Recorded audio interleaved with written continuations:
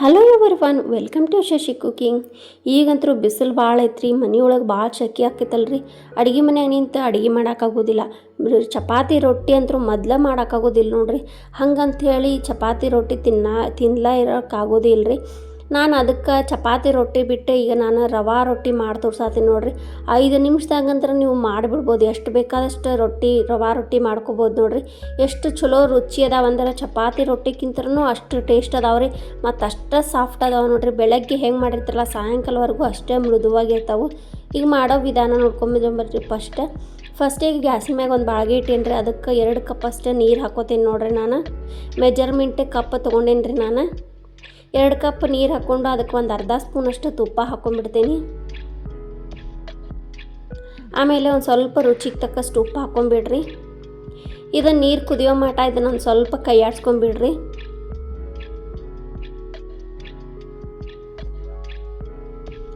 ಈಗ ನೀರು ಕುದಿ ಹತ್ತೈತೆ ನೋಡ್ರಿ. ಇದಕ್ಕೆ ನಾನು ಬಾಂಬೆ ರವೆ ಹಾಕ್ತೇನೆ. ಚಿರೋಟಿ ರವೆ, ಕೇಸರಿ ರವೆ ಇದು ಯಾವುದು ತೊಗೊಂಡಿಲ್ಲ, ಬಾಂಬೆ ರವೆ ಹಾಕ್ತೇನೆ ನೋಡ್ರಿ. ಕೇಸರಿ ರವೆ ತೊಗೊಂಡ್ರೆ ನೀವು ಇದನ್ನು ಮಿಕ್ಸಿ ಜಾರ್ ಒಳಗೆ ಅದನ್ನು ಹಿಟ್ಟುಗತ್ತೆ ಮಾಡಿ ಹಾಕಬೇಕಾಗ್ತೈತೆ ರೀ, ಸಣ್ಣಗೆ ಪುಡಿಗೆ ಮಾಡಿ. ಈಗ ನೋಡ್ರಿ ಇದನ್ನು ಒಂದು ಸ್ವಲ್ಪನೂ ಕೈ ಬಿಡ್ಲಾರ್ದಂಗೆ, ಕೈ ಬಿಟ್ರೆ ಗಂಟು ಆಗ್ತೈತಿ.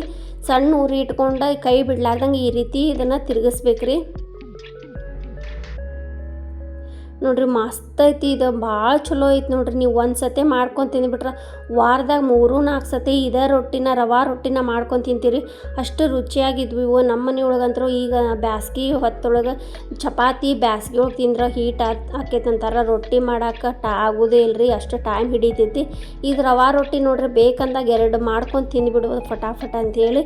ನೋಡ್ರಿ ತಿರುಗಿಸ್ತಾ ಇದು ಈ ರೀತಿ ಗಟ್ಟಿ ಆಯ್ತು. ನಮಗೆ ಭಾಳ ಗಟ್ಟಿಯಾಗಿ ಬಡ್ದ್ರಿ. 2 ಕಪ್ ನೀರಿಗೆ 1 ಕಪ್ ರವೆ ಕರೆಕ್ಟ್ ಆಗ್ತೈತೆ ನೋಡ್ರಿ. ಇದು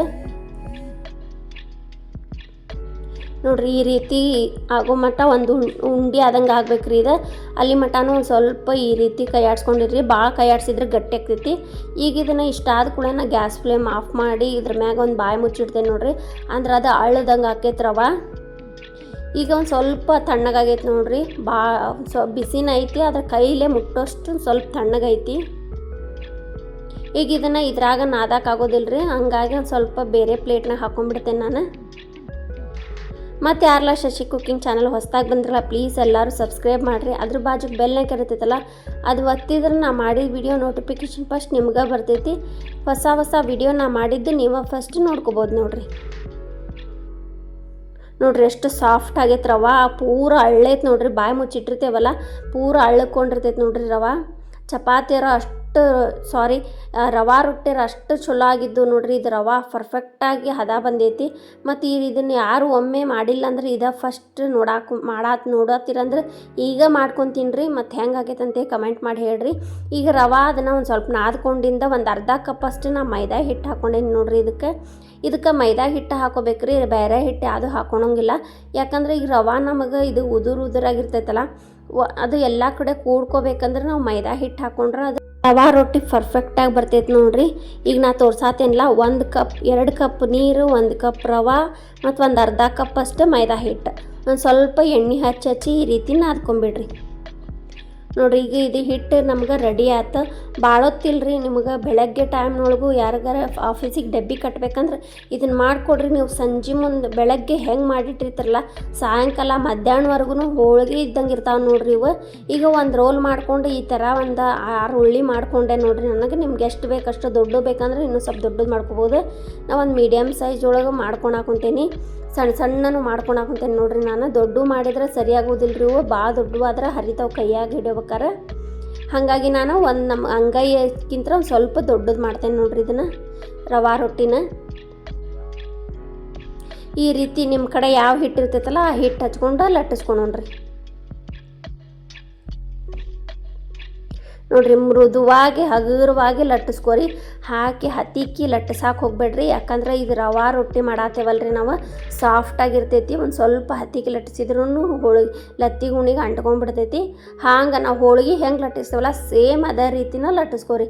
ಬರೀ ದಂಡಿ ಅಷ್ಟು ಲಟ್ಟಿಸ್ಕೊತ ಹೋಗ್ಬೇಕು ನೋಡ್ರಿ. ತಳಗೊಂದು ಸ್ವಲ್ಪ ಮ್ಯಾಗೊಂದು ಸ್ವಲ್ಪ ಹಿಟ್ಟು ಹಾಕ್ಕೊಂತ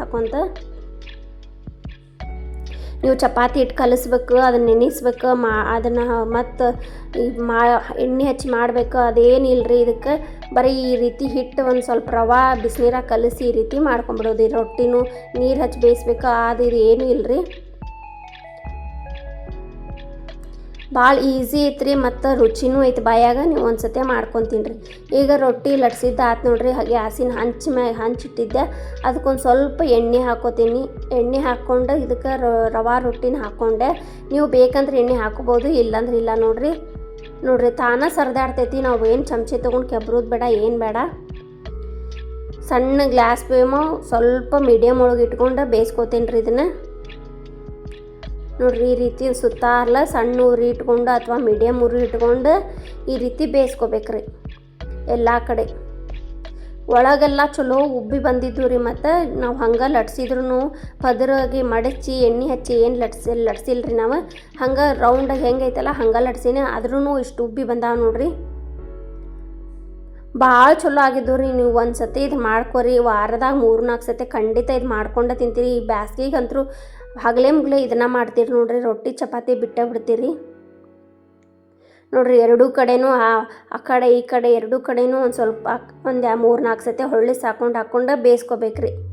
ನೋಡ್ರಿ ಕಲರ್ನು ಎಷ್ಟು ಚಲೋ ಬಂದಾವಲ್ಲ, ಮಸ್ತ್ ಐತಿ. ಒಂದು ಸ್ಪೂನ್ ಎಣ್ಣೆ ಒಳಗೆ ಇದನ್ನು ಮಾಡ್ಕೊಂಬಿಡ್ಬೋದು ನೋಡ್ರಿ. ನಿಮ್ಗೆ ಬೇಕಂದ್ರೆ ಎಣ್ಣೆ ಹಾಕೋಬೋದು, ಇಲ್ಲಾಂದ್ರೆ ಹಂಗೆ ರೊಟ್ಟಿ ಬೇಯಿಸ್ಕೊಂಡಂಗೆ ಹಂಗೆ ಬೇಯಿಸ್ಕೋಬೋದು ನೋಡ್ರಿ. ಇಷ್ಟು ರೊಟ್ಟಿ ಮಾಡ್ಕೊಂಬಂದೆ ನಾನು ಅದ್ರೊಳಗೆ. ನೋಡ್ರಿ ಎಷ್ಟು ಸಾಫ್ಟ್ ಆಗ್ಯಾವು. ಒಂದೊಂದು ರೊಟ್ಟಿನೂ ಅಷ್ಟು ಸಾಫ್ಟ್ ಆಗ್ಯಾವ ನೋಡ್ರಿ, ರವಾ ರೊಟ್ಟಿ. ನೋಡ್ರಿ ಕೈ ಒಳಗೆ ಹಿಡಿದ್ರೆ ಅಷ್ಟು ಹಳ್ಳಿ ಹಿಡ್ದಂಗೆ ಆಕೈತೆ ನೋಡ್ರಿ ರೊಟ್ಟಿನ. ನೋಡ್ರಿ ಎಷ್ಟು ಚಲೋ ಆಗ್ಯಾವು. ಪದ್ರ ಒಳಗೆಲ್ಲ ಎಷ್ಟು ಚಲೋ ಬಿಚ್ಚಾವ ನೋಡ್ರಿ. ನಾವು ಎಣ್ಣೆ ಹಚ್ಚಿ ಲಟ್ಟಿಸ್ಲಿಕ್ರು ನೋಡ್ರಿ ಮಸ್ತ್ ಆಗ್ಯಾವಲ್ಲ. ಇದೇ ಥರ ವಿಡಿಯೋ ನೋಡ್ರಿ, ಸಪೋರ್ಟ್ ಮಾಡಿರಿ. ನಾ ವಿಡಿಯೋ ಮಾಡತ್ತಿದ್ದೆ TV, ಟ್ಯಾಬು, ಮೊಬೈಲ್, ಕಂಪ್ಯೂಟರ್ ಇದೆಲ್ಲ ಕಡೆ ಬರ್ತೈತಿ.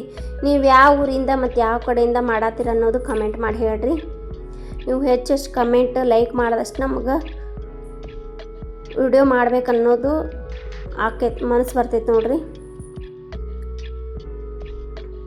ನೋಡ್ರಿ ಇಷ್ಟು ಮಸ್ತಾಗ್ಯಾವಲ್ಲ, ಸೂಪರ್ ಆಗ್ಯಾವು. ಅದಕ್ಕೆ ನಾನು ಬ್ಯಾಳಿದು ದಾಲ್ ಮಾಡಿದ್ದೆ ಮತ್ತು ಮುಳುಗಾಯಿ ಪಲ್ಯ ಮಾಡಿದ್ದೆ. ವಿಡಿಯೋ ನೋಡಿ ಥ್ಯಾಂಕ್ ಯು ಫಾರ್ ವಾಚಿಂಗ್.